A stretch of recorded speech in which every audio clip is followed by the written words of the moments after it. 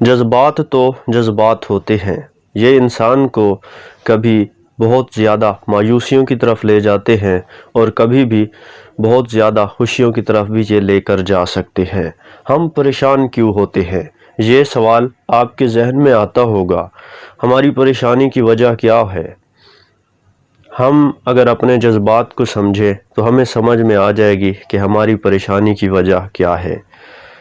ایک کتاب ہے ماسٹر یور ایموشنز، اس میں یہ بات بیان کی گئی ہے کہ آپ اپنے جذبات کو سمجھیں۔ اگر آپ اپنے جذبات کو سمجھ سکتے ہیں، ان کی نوعیت کو سمجھ سکتے ہیں، تو پھر آپ ڈپریشن پر قابو پا سکتے ہیں۔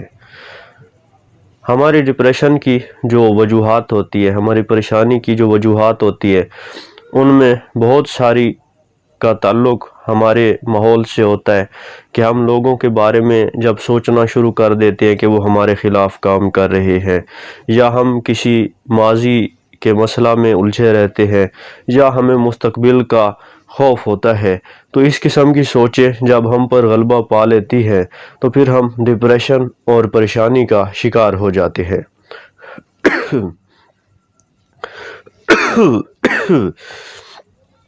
تو یہ بات یاد رکھیں کہ پریشانی اور ڈپریشن یہ ہمیشہ نہیں رہتی۔ اگر ہم اپنے جذبات کو سمجھیں تو ہمیں یہ بات نظر آئے گی کہ ہماری زندگی میں بہت ساری حالتیں ایسی بھی تھی جب ہم سمجھتے تھے کہ ہمارے لیے خوشیاں ہی ختم ہو گئی ہیں، لیکن پھر ہم نے دیکھا کہ کچھ وقت کے بعد ہم خوش تھے اور ہمارے جو جذبات تھے وہ بدل گئے۔ تو جذبات کی نوعیت کو سمجھنا بہت ضروری ہے۔ اگر ہم اپنے جذبات کو سمجھیں اور اپنے ذہن کی مناسب تربیت کریں تو ہم ایک خاص قسم کے ذہنی رویہ سے نجات حاصل کر سکتے ہیں، ہم برے خیالات سے نجات حاصل کر سکتے ہیں، اور یہ ڈپریشن انسان کو بہت زیادہ تکلیف میں ڈالتی ہے۔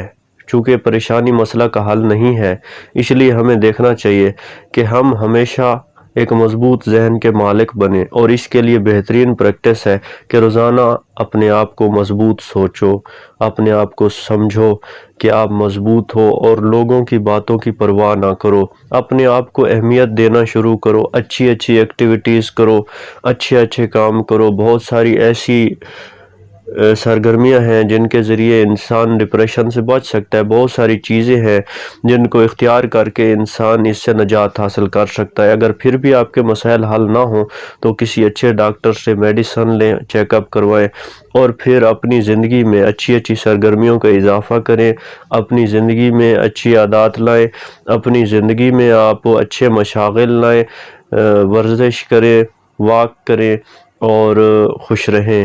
تو یہ چیزیں ہیں جو ڈپریشن سے ہمیں بچا سکتی ہیں۔ ملتے ہیں اگلی ویڈیو میں، تب تک کے لیے دیجیے اجازت۔ اللہ حافظ۔